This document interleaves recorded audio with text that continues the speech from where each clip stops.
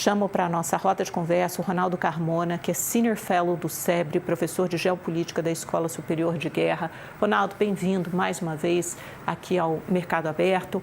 Eu quero começar te perguntando, professor, o que esperar dessa visita de Lula a Trump em termos práticos? O que estará sobre a mesa de negociação? Sabemos que há muitos interesses em jogo, mas nem sempre eles são convergentes, muitas vezes eles divergem. O que é principal na agenda de Lula e o que é principal na agenda, o que é prioritário na agenda do presidente americano? Bom dia, Amanda, obrigado pelo convite. Queria aqui cumprimentar a todos que nos assistem aqui na UOL. Bom, essa visita do presidente Lula à Casa Branca é uma visita bastante significativa, uma vez que os dois países, efetivamente, eles tratarão de assuntos tanto estratégicos, quanto táticos, quanto pragmáticos, que estão sobre a mesa e que terão que ser objeto de algum tipo de entendimento. Do ponto de vista dos Estados Unidos, está muito claro o seu objetivo estratégico fundamental, que é proclamado, inclusive, naquele documento de dezembro, a Estratégia de Segurança Nacional, que é exatamente a hegemonia no hemisfério americano. E, para isso, eles pretendem que o Brasil esteja subordinado aos seus interesses estratégicos, né? Do ponto de vista tático ou pragmático, digamos assim, a agenda americana ela passa por questões, como a gente tem visto, relacionadas às terras raras. Inclusive, nós tivemos uma operação recente, com claro envolvimento do Estado americano em torno da compra de uma grande mina de terras raras no Brasil, né? E também de um assunto que está ligado à questão da liberdade de ação das empresas americanas, né, no Brasil, em especial as Big Techs, mas também as empresas, por exemplo, do setor financeiro, de cartão de crédito, né, vide essa polêmica em torno, que eles construíram em torno da questão do PIX, né. Então, esses são os objetivos, digamos assim, mais pragmáticos da agenda americana. Agora, vamos olhar também um pouco para os objetivos estratégicos e pragmáticos do ponto de vista do Brasil, né? Do ponto de vista do Brasil, evidentemente que o nosso interesse nessa agenda é resultar numa situação em que não haja ingerência externa ao nosso processo político interno, ou mais especificamente sobre as eleições, né? A não ocorrência dessa intervenção, eu diria que é um objetivo estratégico fundamental do Brasil. Assim como o levantamento, isso do ponto de vista mais tático, mais conjuntural, o levantamento dessas tarifas, né, que persistem, né, inclusive ameaçam se intensificar, a depender do resultado das chamadas investigações da chamada seção 301 da legislação americana. Então, essas são as questões de fundo, né? Havia, claro, o argumento político que o governo Trump utilizou ao início da confrontação de 2025, que era o argumento relacionado aos setores da oposição brasileira e em especial a condenação do ex-presidente Jair Bolsonaro, mas mesmo isso, esse argumento, ele, digamos assim, acaba sendo mitigado em função dessa decisão recente de alteração da chamada dosimetria, né, que obviamente retira o argumento que usualmente tem sido utilizado pelo governo Trump de uma perseguição à oposição. Pelo contrário, o Congresso, ele próprio tomou a iniciativa de reduzir as penas dos condenados pelos atos de 8 de janeiro de 2023. Então, esse é o contexto geral em que se dá. Tá, eu entendi. Você delineou muito bem. Quando a gente fala do interesse dos americanos pelas terras raras, aliás, hoje a Câmara vai se debruçar, até pode votar efetivamente um projeto de lei de autoria do deputado Arnaldo Jardim.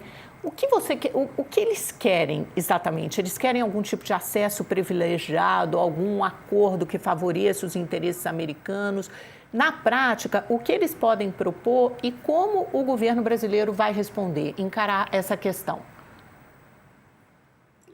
Olha, Amanda, sem dúvida o objetivo americano é garantir uma estabilidade de fornecimento de terras raras. Como a gente sabe hoje, eles se encontram em uma disputa em torno do fornecimento desses minerais críticos e estratégicos com a China e pretendem, portanto, estruturar uma cadeia que lhe dê garantia de acesso a essas matérias-primas. Agora, o objetivo brasileiro, evidentemente, não é se vincular ou ser o fornecedor exclusivo dos americanos ou de quem quer que seja, né? Na verdade, Amanda, há uma questão mais de fundo aí subjacente a essa questão, que é o fato de que hoje essas grandes commodities, né, tanto minérios, né, como energia, estamos vendo agora o caso do petróleo e do gás, né, como até mesmo produtos do agro, eles vão se tornando cada vez mais um fator geopolítico, um fator de poder, né? Cada vez mais questões não afeitas propriamente ou exclusivamente às relações de mercado, elas passam a preponderar nessa questão. Então, o interesse brasileiro nessa questão é, claro, creio que está sobre a mesa a possibilidade de um acordo com os Estados Unidos, mas um acordo que vai em linha com o que hoje deve ser votado na Câmara dos Deputados, que é esse parecer do deputado Arnaldo Jardim, que é exatamente o que busca vincular a exploração dessas minas de terras raras à agregação de valor no Brasil, né? A construção de uma cadeia produtiva em torno das terras raras. Inclusive, essa atividade recente de compra dessa mina em Goiás, da empresa Serra Verde, ela será objeto de escrutínio, né? A própria proposta que vai ser votada hoje no Congresso, ela prevê a criação de uma instância chamada Conselho dos Minerais Críticos e Estratégicos, que vai exatamente tratar dessa questão, que é uma questão estratégica, à luz dos interesses brasileiros e, portanto, ter a capacidade de screening, capacidade de aferir esses investimentos estrangeiros que começam a ser feitos nas nossas minas e na nossa cadeia produtiva de terras raras e estratégicas. E só para a gente terminar muito rapidamente, que a gente ainda tem que mergulhar aqui na ata do Copom, que acabou de ser divulgada às 8h, para o Brasil, o que o Brasil pode arrancar de concessão dos americanos, em termos das tarifas ainda remanescentes, ou talvez de estabelecer ou aprofundar a relação de conveniência. Esse objetivo político, e aí eu vou deixar para explorar com outra analista, mas é de suma importância, a não interferência nas eleições. Certamente o Brasil quer trazer isso na mala, né? Um aprofundamento da relação entre Lula e Trump. E o que mais? Até porque, Amanda, a ingerência política dos Estados Unidos na eleição brasileira, ela é uma faca de dois gumes, né? Ou ela é um paradoxo.